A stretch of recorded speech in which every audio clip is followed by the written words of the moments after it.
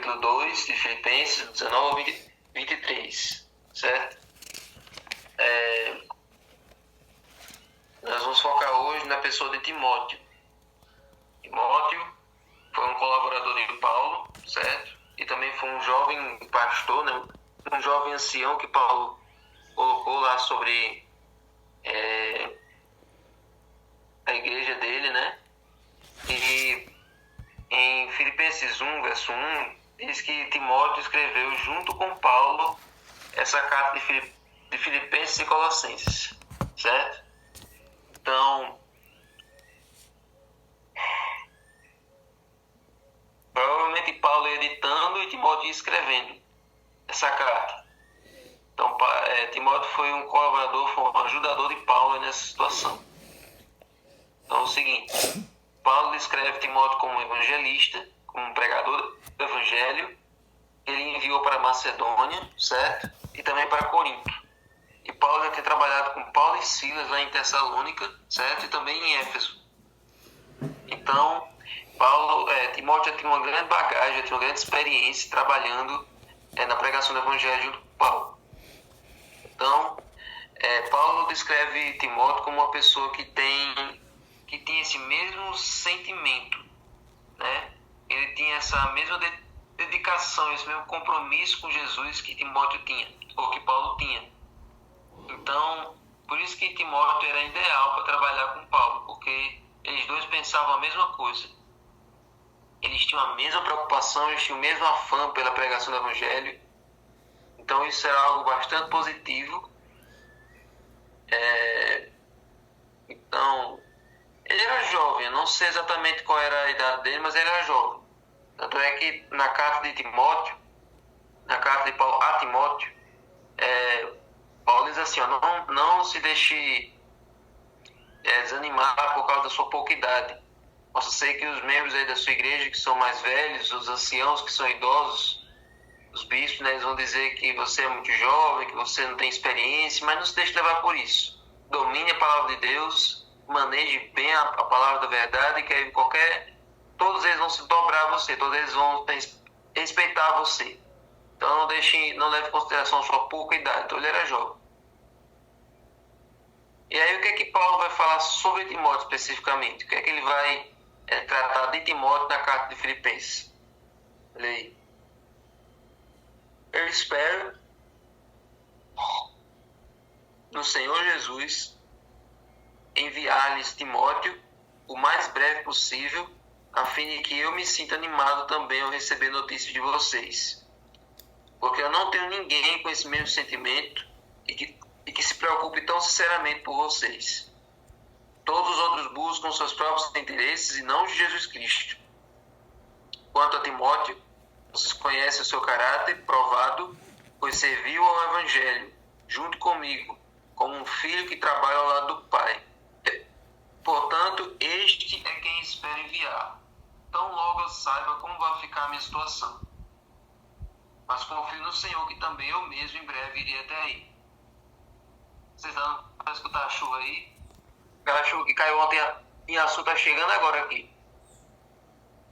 Então, gente, Timóteo, ele tinha uma grande consideração por parte de Paulo. Paulo, ele gostava muito de Timóteo, porque Timóteo era esforçado, que Timóteo era consagrado, um jovem que se destacava, né, na sua idade, certo? Então, a qualidade que Paulo destacou aí, além da sua dedicação, além do esforço de Timóteo, era também o seu caráter provado, certo? No caso, é a mesma coisa que dizer que tinha um caráter aprovado. Ou seja, Timóteo enfrentado algumas tribulações, algumas provações, e ele saiu aprovado. Ele saiu dali realmente passado de ano. Então, olha só, desculpa aí. Então, olha só. O caráter e o serviço de Timóteo se mostraram autênticos. Ou seja, Paulo mesmo disse assim, tem pouca gente que se preocupou com vocês, além de mim. E essa pessoa é Timóteo. Tem poucas pessoas que vocês podem dizer, essa pessoa realmente pensa na gente. Essa pessoa aqui realmente liga para nós. Além de Paulo, Timóteo também se preocupava muito com aquelas igrejas, porque eles tinham fundado juntos, né? Então Paulo tinha certeza disso a respeito de Timóteo, pois ele havia testemunhado essa qualidade em muitas ocasiões, né, em muitas situações, enquanto eles trabalhavam juntos pregando o evangelho. Aí tem mais lugares que Paulo fala bem de Timóteo, por exemplo, 1 Coríntios 4, 17, diz assim: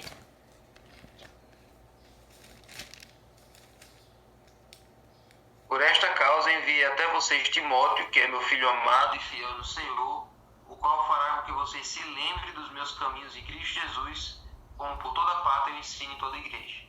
Ou seja, Paulo enviou Timóteo para Corinto, que Corinto foi a pior igreja de todos os tempos, a pior igreja que Paulo já liderou. Então, Paulo enviou Timóteo a Corinto para fazer os coríntios se lembrarem de onde eles vieram, o que Paulo ensinou a eles. Então, Timóteo foi enviado ali para completar a obra de Paulo em Corinto.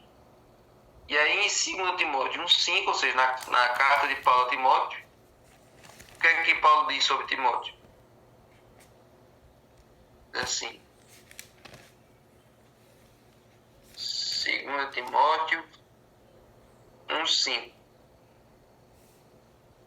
Lembro da sua fé sem fingimento, a mesma que primeiramente habitou em sua avó Lóide e em sua mãe Eunice, eu estou certo de que habita também em você. Ou seja, Paulo destacou aí que a consagração de Timóteo se devia em grande parte ao legado que a sua mãe e a sua avó deixaram para ele. Sua mãe e sua avó ensinaram ele no caminho certo, e ali ele se manteve na fé, se manteve na obediência a Deus e se tornou um líder da igreja. E ele não era fingido, ele era sincero. Ele não estava fazendo isso mecanicamente, ele não estava fazendo essa obra de forma forçada, ele estava fazendo de livre e espontânea vontade. Ele se dispôs a ajudar Paulo no seu ministério por vontade própria e de maneira sincera, de maneira genuína. Se ele fosse alguém que estivesse ali à força, as próprias igrejas iam notar isso e iam dizer: Paulo, você mandou um rapaz para aqui que não sabe o que está fazendo, ele não se importa com a gente. Mas todo mundo dava bom testemunho de Timóteo, dizendo que ele era a pessoa realmente que vinha no espírito e no poder de Paulo. Ele vinha ali realmente com um interesse genuíno em salvar vidas, certo? E Paulo diz que ele tinha um caráter aprovado. O que é um caráter aprovado? O que é um caráter que pode dizer que foi aprovado? Ele enfrentou todo tipo de dificuldade, mas ele conseguiu driblar isso, ele conseguiu vencer isso com o poder de Deus, certo? Então, os desafios da vida testam a nossa essência e revelam quem nós somos. Então, não são os momentos felizes que dizem quem nós somos. Na verdade, nos momentos felizes, nós acabamos assumindo uma outra máscara, uma outra personalidade. Às vezes, nós não somos quem nós realmente somos nos momentos de felicidade. Nós queremos ali curtir o momento e não nos deparamos com a nossa verdadeira realidade. Então, ele lá descreveu: a vida, ela é disciplinante. Olha como essa frase é profunda. A vida, ela é disciplinante. Haverá provocações para provar o temperamento, e enfrentando essas provas no devido espírito de mansidão, ou melhor, no devido espírito que se desenvolvem as virtudes cristãs. Ou seja, quando você enfrentar uma provocação, você tem que se lembrar que aquilo ali é uma prova de fé, aquilo ali é um teste de fé. Na igreja é o que mais tem. A igreja é um lugar onde tem algumas pessoas que são as famosas pedras de tropeço. Pessoas que estão ali para fazer a gente crescer na fé, para fazer a gente desenvolver a nossa fé. Como assim? Aquela pessoa nos provoca, aquela pessoa fala mal de nós, aquela pessoa ela tem inveja do nosso trabalho, aquela pessoa ela tem ciúme do crescimento, e ela vai fazer de tudo para destruir você, vai falar mal de você para os outros, ela vai desafiar a sua autoridade. Então, essa pessoa que está ali, ela está ali para fazer você crescer de forma indireta, porque ela não está interessada no seu crescimento, ela está interessada na sua derrota. Mas é você respondendo da maneira como Jesus responderia, é você agindo da maneira como Jesus agiria, que você vai desmontar aquela pessoa, que você vai subverter o propósito dela. Ela quer ver você gritar, ela quer ver você xingar, ela quer ver você perder o controle, quer ver você perder a paciência. Mas quando você faz o contrário disso, então você está indo de encontro ao que ela estava querendo. Então, as provocações estão para provar o nosso temperamento. Se a gente cai em qualquer provocação, se a gente cai em qualquer brigazinha, se a gente é para vir o culto, então a gente está com sérios problemas. A gente não evoluiu como cristão. Eu sempre digo, o cristão ele precisa sair dessa configuração inicial e deixar que Jesus refaça as configurações do nosso coração. A gente sempre diz, não, eu nasci assim, eu sou desse jeito, eu respondo mesmo, eu não tenho papo na língua, eu não aceito uma provocação calado, eu respondo na mesma moeda, ou pior ainda, né?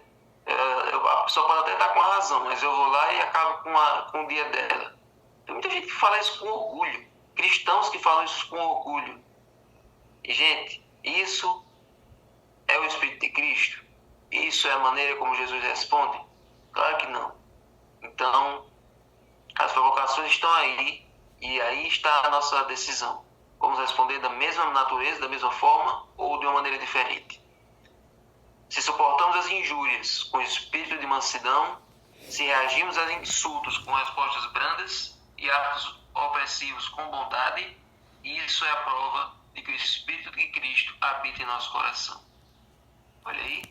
Então, a maior prova de que você tem o Espírito Santo não é que você vai ficar pulando, não é que você vai ficar dançando, não é que você vai ficar falando em outras línguas, não é que você vai ficar no estado de êxtase, flutuando, como se estivesse usando droga. Não é isso. A maior prova de que o Espírito Santo habita numa pessoa é ela saber se controlar nos momentos necessários. Ela saber manter a postura, ela manter a calma, mesmo em momentos que todo mundo perderia a cabeça. Isso é a prova de que tem o Espírito Santo morando naquela pessoa.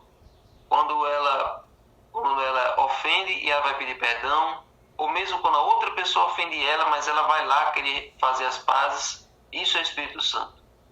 Quando num lugar onde não está tendo briga, não está tendo uma discussão, você vai lá e apazigua a situação, isso é o Espírito Santo. Quando numa igreja tem os partidos, tem as pessoas pensando cada um para um lado diferente, e você vai lá e junta todo mundo que estava separado, faz a igreja ficar unida novamente, isso é o poder do Espírito Santo agindo na sua vida. Não é uma manifestação sobrenatural, não é isso. É os frutos do Espírito Santo serem manifestos na sua vida. Amor, alegria, paz, longanimidade, benignidade, fidelidade, mansidão, domínio próprio, tudo isso aí, se for manifesto na sua vida, você tem o Espírito Santo. Contra essas coisas não há lei, ou seja, não tem limite de uso. Você pode fazer uso desses frutos do Espírito à vontade. Então, Timóteo era alguém que passava por essas coisas no seu dia a dia, mas ele passou e foi aprovado. Ele foi elogiado por Paulo como líder de igreja, porque ele conseguiu passar por tudo isso sem vacilar, sem cair. Então, Ellen acrescenta, todos os obstáculos que encontramos, as vicissitudes, as contrariedades que somos chamados a suportar, são lições práticas na aplicação dos princípios da vida cristã. Quando suportados, desenvolvem semelhança com Cristo no caráter e distinguem o cristão do mundano. Então, é muito fácil você conhecer um cristão no ambiente de trabalho.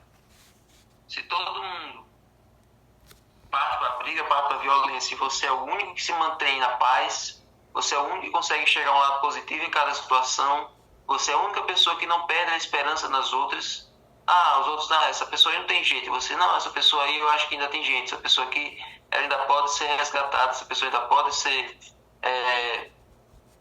ela ainda pode ser...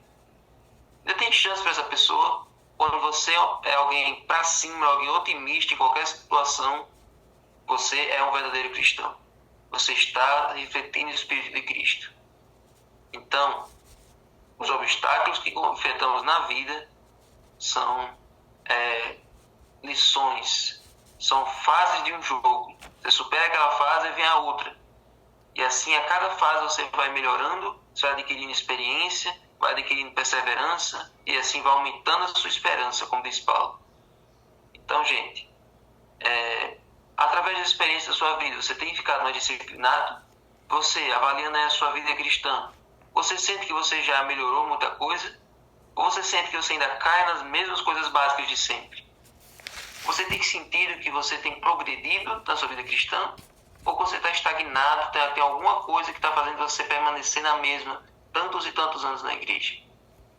Que você possa pedir a Deus para que seu caráter seja provado e para que seja aprovado também.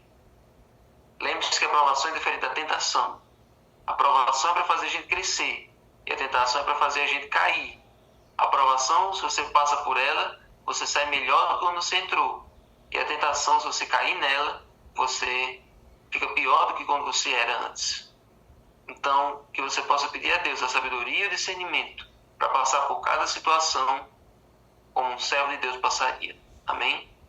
Senhor Deus, muito obrigado pela lição de hoje. Obrigado, Senhor, porque o Senhor coloca diante de nós situações em que nós devemos exercitar os frutos do Espírito, que o Teu poder, Senhor, age em nossa vida, para que os outros possam ver a diferença entre aqueles que não servem a Deus e aqueles que servem. Fica conosco, em nome de Jesus. Amém. A pessoa que for ler o livro agora, em nome de Jesus. Amém. Amém.